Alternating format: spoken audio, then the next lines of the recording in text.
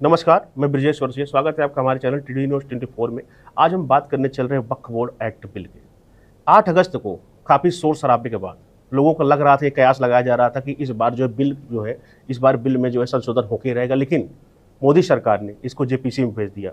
अब आज इसी विषय पे क्या है इसका मामला, क्या है इसका विरोध, क्यों हो रहा लगातार इसका विरोध, आज हम इसलिए जानेंगे। आज हमारे साथ हैं परिचर्चा में, खास परिचर्चा के लिए हमारे साथ हैं एसएम हाशमी सर, जो पेशे से सुप्रीम कोर्ट के लॉयर हैं। सर, आपका बहुत बहुत स्वागत है हमारे चैनल। धन्यवाद। तो सर, हम जानते हैं क्यों है सर इसका विरोध, क्या है सर। पहले हम सर्वप्रथम जानेंगे क्या है वक्फ, इसके बारे में थोड़ा हमारे दर्शकों को बताएं सर।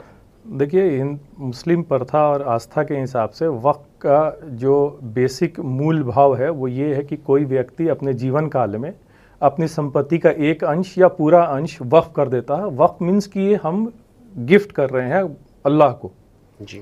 और उसका मूल जो सार होता है गिफ्ट करने का कि वो इससे समाज को, मुस्लिम समाज को इन पार्टिकुलर और इन जनरल पूरे समाज को उसका लाभ उस प्रॉपर्टी का मिले। प्रॉपर्टी किसी भी रूप में हो सकती है, जैसे हम यतीम खाना अनाथालय देख सकते हैं, उस पर हॉस्पिटल बने हो सकते हैं, उस पर मुसाफिर खाने बने हो सकते हैं, उस पर मार्केट हो सकते हैं उसके ऊपर।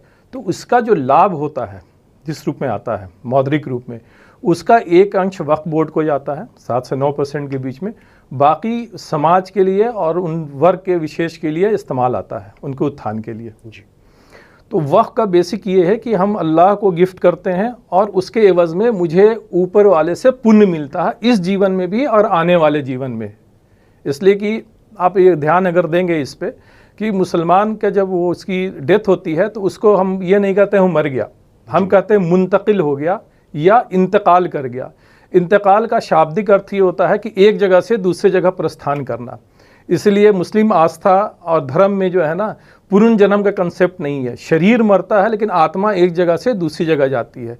तो वो जो इंडोमेंट करता है वक्फ के रूप में ज़मीन संसार में, वो उसका लाभ उसके मरने के बाद भी उसको मिलता रहता है। तो इसका मूलभूत और मूल जो सार है और इसका उद्देश्य होता है कि हमें इस जीवन में भी, जब हम संसार में जीवित हैं, और मरने उपरांत भी इसका लाभ हमें मिलता रहे उस जीवन में भी, और उसकी संपत्ति से समाज के एक विशेष वर्ग को उसका लाभ होता रहे आर्थिक, सामाजिक और शैक्षणिक रूप से। तो सर, हम अगला क्वेश्चन आपसे लेते हैं सर। उसके पहले सर हमें जानना चाहते हैं व्हाट इज जेपीसी सर, और ये जो है ये संशोधन बिल क्यों जेपीसी में भेजने, क्या ऐसा कारण बन गया मोदी सरकार को कि इसको जेपीसी में भेज दिया? थोड़ा हमारे दर्शकों को बता दें चलिए इसमें। देखिए, जब किसी भी बिल का अध्यादेश जब पारित होने को होता है तो उस पर परिचर्चा सदन में होती है, और सदन में परिचर्चा के दौरान अगर कुछ बिंदुओं पर विरोध है तो उस विरोध को दूर करने के लिए ज्वाइंट पार्लियामेंट्री कमेटी के यहाँ रिफ़र की जाती है इसको। उसमें पक्ष और विपक्ष दोनों दलों के नेता होते हैं, और उसमें जो विरोधाभास है उस पर डिबेट होता है और उसको फाइन ट्यून किया जाता है कि कैसे ये मैक्सिमम जो बिल है इसका उद्देश्य पूर्ण हो, इसलिए इसको रिफ़र किया जाता है जी। अच्छा सर, अब अगले क्वेश्चन पर आते हैं सर। ये वक्फ एक्ट में सर संशोधन की आवश्यकता थी या नहीं थी, इस पर कुछ बताइए सर। देखिए, जिस चीज़ को सरकार, अभी वर्तमान सरकार जिस बिंदुओं पर संशोधन लेके आ रही है उसका अभी आवश्यकता थी ही नहीं। उसका कारण ये है कि जब 1995 के अंदर संशोधन के बाद वक्फ एक्ट बना, और जिन बातों को लेकर सरकार के अंदर एक भ्रम है जिसको ये अमेंडमेंट के थ्रू जो है ठीक करना चाहते हैं, वो भ्रम की स्थिति है ही नहीं है। भ्रम पैदा की गई है और भ्रम को बताया गया है समाज और भारतीयों के बीच में, हम लोगों के बीच में। उसका कारण ये है कि 1995 के बिल को देखेंगे, जिन बिंदुओं पर अमेंडमेंट लाया गया उसका रिजॉल्व करने के लिए उस प्रॉब्लम्स को ऑलरेडी प्रावधान 1995 के अंदर मौजूद हैं। तो ये अनड्यू और फ्यूटाइल एक्सरसाइज गवर्नमेंट कर रही है बेसिक प्रॉब्लम को जो समाज में है, देश के अंदर है, उससे डाइवर्ट करने के लिए अटेंशन को। अच्छा, तो सर अगर संशोधन नहीं तो संशोधन ना लाकर सरकार इसमें सर क्या मतलब सुधार कर सकती है? देखिए, जब ये वक्फ एक्ट 1995 बना, उसमें संशोधन हुआ, उसमें भी संशोधन हुआ है समय के मांग के साथ। 2013 में हुआ था, 13 में हुआ है। 95 बेसिक जो लॉ है हमारा जो है 95 का एक्ट है, उसके अंदर हम देखेंगे कि उसका बेसिक एजेंडा क्या था, उसका बेसिक एम क्या था उस एक्ट को लाने के लिए, कि जो इंडोमेंट लैंड है, वक्फ की ज़मीनें हैं पूरे देश में फैली हुई हैं, उसको कंसोलिडेट किया जाए। जो इधर उधर छितरी में उसको कानूनी एक जामा पहनाया जाए, कानूनी जामा पहना के उसको रेगुलेट किया जाए कि उसका मैक्सिमम बेनिफिट लिया जा सके समाज के लिए। जी। तो सर ये बताइए सर, जैसे कि अभी एक सब भ्रांति है, आरोप लगा रहे हैं कि 2009 के बाद से वक्फ बोर्ड की जो है संपत्ति दुगनी हो गई। इस पर सर कुछ बताइए, क्या वाकई ये सच? देखिए, जब देश आज़ाद हुआ तो उस वक्त वक्फ की ज़मीन बहुत कम थी। उसके बाद एक कमेटी बनती है हर प्रदेश में, और बनने के बाद उसमें land consolidation officer, revenue officer होते हैं। हर राज्य उसको अपॉइंट किया उन्होंने, जी सरकार करती है। हाँ, सरकार करती है। केंद्र राज्य सरकार जो है, वक्फ बोर्ड है राज्य सरकार जहाँ जिसके अधीन है, केंद्र में आपका वक्फ काउंसिल है। तो वहाँ गवर्नमेंट रेवेन्यू ऑफिशियल के जरिए इन ज़मीनों को जो वक्फ इंडो की गई थी, इंडोमेंट के बाद उसको कंसोलिडेट किया गया रेवेन्यू रिकॉर्ड और डॉक्यूमेंट्स के बेसिस पे। तो पहले ये आप जो है ना लीगल, वो पहले ये जो ज़मीनें थी उसका कोई एक डेटा रूप नहीं था कि कितनी ज़मीनें कब कब किसको दी गई है और वक्फ के पास कितनी ज़मीन है। तो उस वक्त करने के बाद 2 लाख समथिंग से ज़्यादा वक्फ की प्रॉपर्टी आई, जो समय के साथ बढ़ते बढ़ते सन 2000 के आसपास 4 लाख हो गई है। और जबकि ये कुछ राज्यों में बड़ा ही मेटिकुलसली इस चीज़ को सर्वे किया गया, सारे रिकॉर्ड को छान के। कुछ राज्यों में उस तरह से नहीं हुआ, जबकि अगर किया जाए तो इसमें ज़मीन और बढ़ेगी। अच्छा, तो सर अगर देखा जाए मुस्लिम समाज ज़्यादा से ज़्यादा लाभ पहुंचाने के लिए, सुधार करने के लिए उसमें क्या क्या सुधार किए जा सकते हैं? ज़्यादा से ज़्यादा मुस्लिम समाज को लाभ पहुंचे। वक्फ बोर्ड में जो सर कुछ करप्शन आ गए थे, कुछ जो है, देखिए ये जो है ना निराधार आरोप है कि करप्शन है वक्फ के अंदर। चूँकि वक्फ एक स्टैट्यूटरी बॉडी है, उसके सरकार से अनुदान मिलता है, उसमें रेवेन्यू ऑफिसर्स होते हैं गवर्नमेंट की तरफ से, उसमें एक समाज के क्षेत्र से होते हैं, सोशल फील्ड से लोग होते हैं, 3 मेंबर्स जनरली जो है बोर्ड के होते हैं उसके अंदर। तो आपको अगर समाज के लिए समाज के विशेष वर्ग के लिए अगर आप चाहते हैं कुछ करना, तो आपको कुछ नहीं करना था, इस एक्ट को इतना मीडिया हाइप नहीं बनाना था। आप पहला एक चीज़ देखिए गौर करके कि इसकी पृष्ठभूमि जब अमेंडमेंट की तैयार हो रही थी तो क्या कंसल्टेशन किया गया था public in large, specially Muslim community से? हमें तो आज तक कहीं नहीं मिला कि भाई आपने सुझाव दीजिए कि इसमें क्या क्या अमेंडमेंट की ज़रूरत है।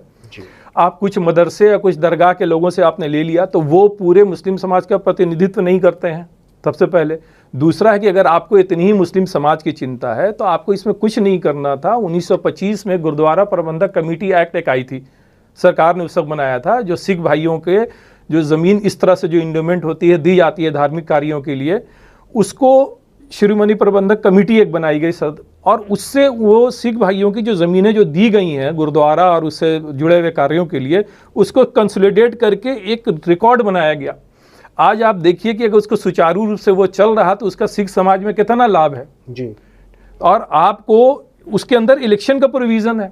गुरुद्वारा प्रबंधक समिति कमेटी में आप देखते होंगे, आए दिन न्यूज़ हम लोग देखते हैं इलेक्शन। तो आपको जो अगर कोई अमेंडमेंट लाना है तो इन लाइनों पे लेके आइए कि वक्फ के अंदर भी बोर्ड में इलेक्शंस के थ्रू मेंबरशिप को लेके आइए, मेंबर को अलग अलग समाज के वर्ग के लोग के लाइए जो अपने फील्ड और क्षेत्र विशेष में माहिर हैं, और वो जो चीज़ें छितराई हुई हैं उसको कंसोलिडेट करके उसका मैक्सिमम यूज़ करने के प्रावधानों पे ध्यान देना चाहिए जी।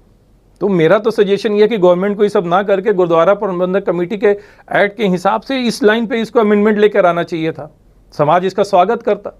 चलिए तो चलिए अगले क्वेश्चन चलते हैं। सर अच्छा बताइए, सर सच्चर कमेटी वर्सेस वक्फ एक्ट में क्या संबंध देखते हैं आप, किस प्रकार की सिमिलरिटीज देखते हैं? देखिए, वक्फ एक्ट जो बना वो सरकार के द्वारा बनाया गया, पारित किया गया, और सच्चर कमेटी है जो जस्टिस सच्चर के अधीन जो है सरकार ने उसको गठित किया था, और उसका मूल उद्देश्य था कि किस तरह से हम आर्थिक रूप से मुस्लिम समाज का देश में उत्थान करें। सच्चर कमेटी का एक बेसिक बिंदु है जो विचार करने योग्य है कि सच्चर कमेटी ने एक बात कही है अपने रिपोर्ट के अंदर कि वक्फ प्रॉपर्टी का जो टोटल वैल्यू था 1950 के बुक वैल्यू पे 1950 जी, वो 55,000 करोड़ रुपया था। आज 70 साल के बाद हम देख रहे हैं कि कितने मल्टीप्लाई किया है रेट, वैल्यू बढ़े हैं। तो वो पैसे को आप स्ट्रिंजेंट लॉ लेकर आके उसको रेगुलेट करने के लिए लॉ आप उसको बनाइए कि इसका कुछ दुरुपयोग नहीं हो, और वो पैसे को मुस्लिम समाज के लिए और देश हित के लिए काम में लेके आइए उस धन को। अब 70 साल पहले 55,000 करोड़ था, आज तो आप लगभग जो है 45-50 लाख करोड़ रुपया हो गया है। वो देश की आर्थिक स्थिति का बहुत बड़ा स्रोत हो सकता है देश को आगे ले जाने के लिए हर क्षेत्र में। तो सरकार इन चीज़ों पे ध्यान नहीं देके पब्लिक का ध्यान हटाने के लिए ये सारी चीज़ें लेकर आती है, कभी ट्रिपल तलाक लेकर आती है, कभी ये लेकर आती है। अच्छा सर, कई बार लोग जो है वक्फ को जो है ट्रस्ट से जोड़ देते हैं। ट्रस्ट और वक्फ में दोनों में क्या सेम है सर, कुछ अंतर होते हैं, इस पर कुछ बताइए। देखिए, ट्रस्ट और वक्फ दो अलग चीज़ है। वक्फ का जैसे मैंने शुरू में बताया कि ये कोई भी एक मुसलमान वक्फ करता है तो वो इस जीवन और आने वाले जीवन के लिए अपने सवाब के काम जो कहते हैं कि हम इसका सवाब जारिया मिलता रहे, कि वहाँ भी जब हम हिसाब किताब होगा जजमेंट डे में तो रब को कहेंगे कि हमने आपके लोगों के लिए अपने ये चीज़ दान करके हम आए हैं। ये हो गया वक्फ का मूलभूत। और ट्रस्ट होता है कि कोई व्यक्ति विशेष जो है एक संपत्ति को एक खास उद्देश्य के लिए करता है, जैसे कि हम एजुकेशनल ट्रस्ट बना दिया या चैरिटेबल ट्रस्ट बना दिया या कोई हॉस्पिटल ट्रस्ट का बना दिया, वो सीमित है क्षेत्र विशेष के लोगों के लिए। अच्छा सर, ये बताइए क्या एक हिंदू भी वक्फ कर सकता है? हाँ, हिंदू भी कर सकता है, यहाँ पे कोई रोक नहीं है। मतलब कि कुछ तो होंगे कुछ कि हर क्षेत्र में कर सकता है? नहीं, हर क्षेत्र का क्या आपका जैसे मतलब जैसे आप क्या एक हिंदू जो वक्फ के माध्यम से मस्जिद बनवा सकता है कि सिर्फ सामाजिक कार्यों में वक्फ कर सकता है? इस पर थोड़ा कुछ प्रकाश डालिए। नहीं, देखिए, मामला ये आस्था का है जी। बहुत सारे हम देश के अंदर ये देखे हैं कि पंजाब वगैरह में बहुत सारे हमें सिख भाई लोगों ने मस्जिद भी बनाई। जी, ठीक है। और बहुत ऐसा हमें उदाहरण भी देखने को मिला है देश के अंदर कि हिंदू भाइयों ने भी मस्जिद बनवाई है। तो ये आस्था का मामला है। मतलब वक्फ हिंदू भी कर सकते हैं?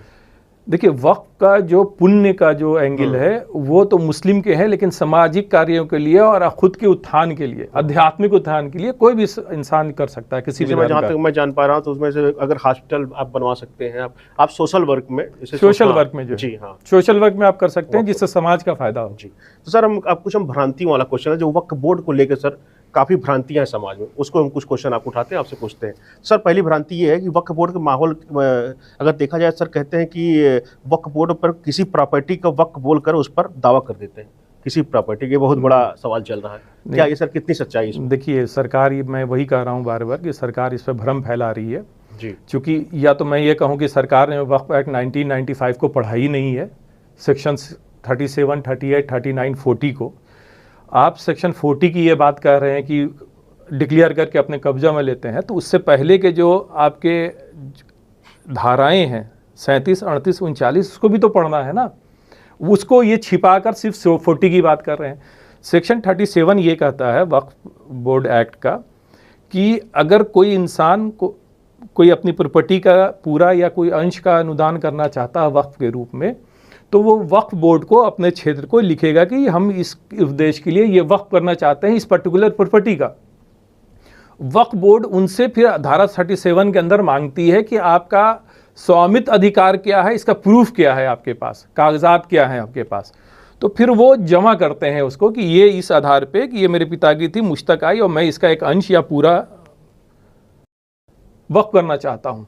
तो 37 में इसका पूरा प्रावधान है कि फिल्टर डाउन करके कि हाँ ये मालिक हैं, तब अगर जहाँ भ्रांत। अच्छा, उसका अगला एक प्रावधान ये है कि जब कोई आदमी इसकी अनुशंसा करता है तो ये प्रॉपर्टी, उस पर्टिकुलर प्रॉपर्टी को वक्फ बोर्ड वहाँ के रेवेन्यू ऑफिशियल्स को भेजता है, सरकारी महकमे को, कि आप ये बताएं कि ये आदमी ये दावा करता है तो क्या ये जो आप पास उपलब्ध रिकॉर्ड है इसके आधार पे इसका स्वामित्व इस अंश पे है, इस भूमि पे है, इस प्रॉपर्टी पे है कि नहीं है। वहाँ से रिपोर्ट आती है। जब रिपोर्ट आती है तब उसको अधिकृत किया जाता है, वक्फ डिक्लेयर किया जाता है कि हाँ जी ये ओके है, इन्हीं की है प्रॉपर्टी, तब उसको वक्फ में लिया जाता है। लेकिन जहाँ संशय पैदा होता है स्वामित्व को लेके, और धारा 38, 39 पे जाता है मामला जी, ठीक है। उसके बाद धारा 40 की बात आती है जिसको ये कहते हैं, तो 40 की धारा आने से पहले ये प्रक्रिया धारा 37, 38, 39 के अंदर मौजूद है कि किस तरह से अधिकरण करना होगा कानूनी रूप से। ये आपके कह देने से, मीडिया में भ्रम फैलाने से कि जी उसको कब्जा कर लेते हैं ये लोग, हाँ, माफिया का जो काफी बार आता है मामला आता मुझे तो बड़ा ही जो है ना ताजुब है कि सरकार जिस प्रॉपर्टी पे अगर वक्फ हाथ रख दी उसके हो जाता है। नहीं, ये इसके पीछे प्रावधान है, इसके अंदर ट्राइब्यूनल्स होती है, ठीक है। मामला अगर नहीं, संशय नहीं दूर होता है तो मामला आगे जाता है कानूनी रूप से, और ट्राइब्यूनल के जो मेंबर होते हैं, जुडिशियल ऑफिसर होते हैं, जजेस होते हैं, एक सरकार का IAS अधिकारी सीनियर सेक्रेटरी लेवल का होता है, एक सामाजिक क्षेत्र का एक जो है चुनिंदा नुमाइंदा उसके अंदर बैठता है। तो ये कह देना कि प्रॉपर्टी को कब्जा कर लिया जाता है, तो ये भ्रम समाज में फैलाने वाली बात है। तो सर एक, जैसे आप पेशे से वकील हैं, एक लॉयर हैं सर, एक और भ्रांतियाँ है कि लोग कहते हैं कि जो अक्सर लोग कहते हैं वक्फ के मामले में किसी भी कोर्ट पर कोई पावर नहीं है, वक्फ का कोई मामला होता है किसी भी कोर्ट को कोई पावर नहीं उस पर। ये कहाँ तक सही है, कहाँ तक गलत? नहीं, देखिए, जब कोई भी कानून बनता है that is subject to challenge. and that is always available for review before the court of law. This is the law. जी। तो जब हम सेक्शन की बात करते हैं वक्फ प्रॉपर्टी एक्ट के अंदर 1995 में, तो ट्राइब्यूनल का है, तो ट्राइब्यूनल जो है प्योरली क्वाजी जुडिशियल बॉडी है, उसमें जजेस भी एक मेंबर होते हैं। जो डिस्प्यूट होता है कि जी ये मालिक हैं या दूसरा विरोधी पक्ष होता है कि नहीं है, तो इसका एडजुडिकेशन, इसका निष्पादन कौन करता है? ये ट्राइब्यूनल करती है। ट्राइब्यूनल के अंदर जजेस होते हैं, ट्राइब्यूनल के अंदर सीनियर IAS ऑफिसर बैठते हैं। तो गवर्नमेंट का ये महकमा है जो है, और इसमें अगर बात नहीं बनती है तो always subject to challenge before the court of law है। यही तो भ्रांतियां फैलाई गई हैं समाज में अमेंडमेंट बिल के थ्रू जो है। ये प्रावधान नहीं है, सारा प्रावधान 1995 के अंदर मौजूद है। जी। तो सर अगर देखा जाए तो वक्फ बोर्ड लेकर सर जो देश में माहौल ख़राब करने की कोशिश की जा रही, लोग तरह तरह की बातें कर रहे हैं, तो सर अपने तरफ से कुछ जो है 4 बातें सुझाव देखिए रूप में बताइए, उसके बाद हम चूंकि बात हम खत्म करते हैं। एक बड़ा ही महत्वपूर्ण विषय पे हम लोग डिस्कस कर रहे हैं जी। लेकिन इसके पीछे का जो मूल सार है जी, ये इस चीज़ों को लाने का है, तो ये पॉलिटिकल है। मेरा अपना व्यक्तिगत मानना है कि ये पॉलिटिकल है। उसका कारण ये है कि अभी अभी इलेक्शन हुआ है, पार्लियामेंट्री इसका पार्लियामेंट का इलेक्शन हुआ है। अभी जो मौजूदा सरकार है उसने दावा तो बहुत किया 400 पार 400 पार, वो इवन की सिंपल मेजॉरिटी में भी खुद की पार्टी नहीं आ पाई। तो जो विश्वास उनके वोटर बैंक सब बेस पे जो पड़े हैं उनको लेके, अविश्वास की भावना जो पैदा हुई है इनकी कर्मठता को लेके, तो इनको जो है ना पुट द फ्लॉक टुगेदर कि अपने वोट बैंक के उस चंक को बचाए रखने के लिए इन्होंने इस चीज़ को लाया। चूँकि देखिए एक प्रवृत्ति हम देश के अंदर देख रहे हैं बहुत समय से कि एक वर्ग विशेष को दुश्मन बताओ कि जी तुमको इससे खतरा है, तुमको इससे खतरा है। अच्छा तुम दलित समाज से हो तो देखो इससे खतरा है, ब्राह्मण समाज से है तुमको इससे खतरा है। खतरा किसी से नहीं है, देश को जो सत्ता में बैठे हुए हैं सिर्फ इन्हीं से खतरा है। इसलिए कि ये समाज की जो खूबसूरती है, गंगा जमुनी तहजीब है हमारे देश की, इसको बिगाड़ने का अपने राजनीतिक लाभ के लिए पूरा प्रयास किया गया और किया जा रहा है आज भी। ठीक है। और दूसरी बात आप गौर करके ये देखिए कि डेमोक्रेसी में नंबर्स का काम होता है। 100 लोग हैं, 51 जिसके तरफ गए उनकी सरकार बनती है, 49 वाले की नहीं बनेगी। अब जो देश की जो परिस्थिति रही है, पृष्ठभूमि सामाजिक रही है, हम देख रहे हैं कि एक वंचित वर्ग जिसकी मोर देन 55-60% आबादी है वोटर्स है देश में, उनको हमेशा वंचित रखा गया। इवन कि मंदिर में प्रवेश नहीं, पूजा पाठ की अनुमति नहीं, और जो संस्कार हैं उसको करने की कोई अनुमति नहीं। लेकिन जब बाबा भीमराव अंबेडकर साहब ने संविधान को जब किया और जिसमें वोटिंग राइट की बात रखी कि हर एक इंसान का वोट बहुत बड़ा शस्त्र है उसके लिए, उसके भविष्य को संवारने के लिए, तो अगर सामाजिक इस पे देखेंगे हम तो संख्या के आधार पे मनुवादी सोच की कितनी परसेंटेज बनती है संख्या में? 12 से 17% जी। और बाकी समाज के लोग कितने बनते हैं जो वंचित वर्ग रहे हैं? 50% से ऊपर हो गए हैं। मुस्लिम समाज हो गया।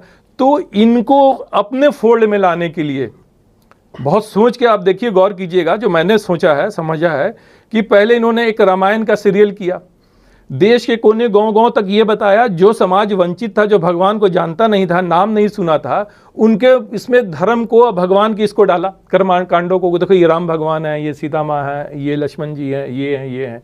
तो पहले परिचय कराया धर्म से। उसके बाद राम जन्मभूमि बाबरी मस्जिद का मुद्दा उठाया, हर घर से एक ईंट और एक पैसे का डिमांड किया। इवन कि वंचित वर्ग जो के घर पे गए, कहा कि जी आप तो हिंदू हो, आप दो भगवान के मंदिर में कंट्रीब्यूशन करो, तो उनको हिंदू होने का एहसास कराया। उसके बाद बाबरी मस्जिद हम देखते हैं कि बाबरी मस्जिद को शहीद किया गया। उसके बाद उनको अपने फोल्ड में लाया गया, क्योंकि ये नंबर गेम है, तो उनको फोल्ड में लाने के लिए, अपने हिंदू बता के हिंदू बनाए रखने के लिए एक कॉमन सम्मान दुश्मन को इंगित करना जरूरी था, जो मुसलमान के रूप में उन्होंने देखा। वो बाबा आक्रमणकारी था, औरंगजेब आक्रमणकारी था, तो हून और कुशान भी तो थे। उनके खिलाफ क्यों नहीं आप कहते हैं कि ये भी तो आक्रमणकारी थे देश के अंदर? इनके आज जो बुद्ध प्रतिमाएं हैं, बहुत सारे चीजें, इनके विध्वंस क्यों नहीं करते हैं? आप देखिए, कोई भी विकसित राज्य या विकसित जो हो रहा है, इन चीजों में नहीं पड़ता है। वो जो समस्याएं भूतकाल में गुजर गई, भविष्य में, वर्तमान भविष्य में है, उस पर वो केंद्रित करता है ध्यान।